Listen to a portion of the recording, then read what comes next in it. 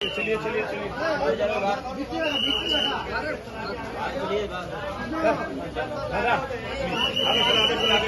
জয় মা নন্দকেশ্বরীর জয়। এই জয় সাঁইথিয়া বিধানসভার সমস্ত মানুষের জয়। তাই সাঁইথিয়া বিধানসভার সমস্ত ভোটারকে, জনতা জনার্দনকে আমি নত মস্তকে প্রণাম জানাই যে তারা ভারতীয় জনতা পার্টিকে তারা সুযোগ করে দিয়েছে সাঁইথিয়া বিধানসভার সাধারণ মানুষকে সেবা দেওয়ার জন্য।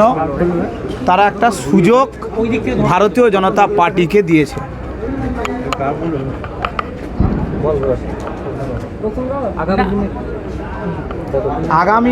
আগামী দিনে জনতা জনার্দন যা বলবে, আমি আগেও বলেছি এখনও বলেছি যে মানুষের পরামর্শেই সাঁইথিয়া বিধানসভার উন্নয়ন হবে।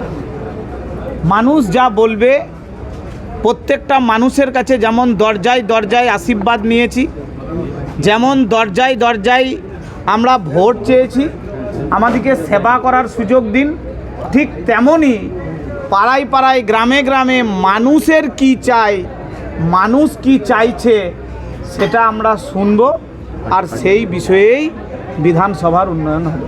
সাঁইথিয়া বিধানসভায় যে দুর্নীতি এবং পুরসভার যে দুর্নীতি, সেটাই কি অনেকটা আপনার সহজ করলো যে আপনার জয়টা? কি দুর্নীতি আর কি না আছে সেটা আপনারা বিগত দিনে দেখেছেন।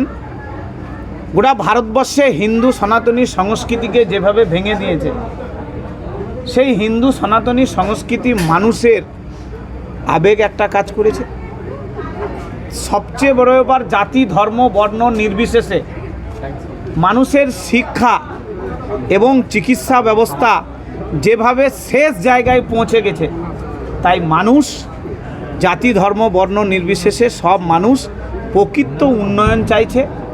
মানুষ চাইছে এটা একমাত্র পারে ভারতীয় জনতা পার্টি এবং সর্বোপরি মোদিজির গ্যারেন্টি।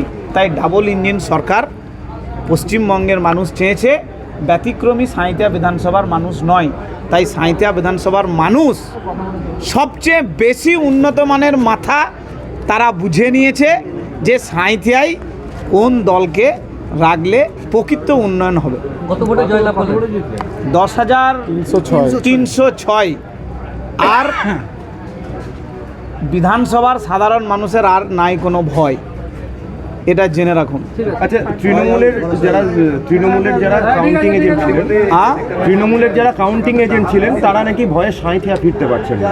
সিউড়িতে আমি দায়িত্ব নিচ্ছি, আমি আগেও বলেছি এখনও বলছি, আমি দায়িত্ব নিচ্ছি। তৃণমূলের কোনো নিচু স্তরের কর্মী, সিপিএমের কোনো নিচু স্তরের কর্মী, কংগ্রেসের কোনো নিচু স্তরের কর্মী, সর্বোপরি সাধারণ মানুষের যদি কোনো সমস্যা হয়, অধম কৃষ্ণ 30 মিনিটের মধ্যে পৌঁছে যাবে।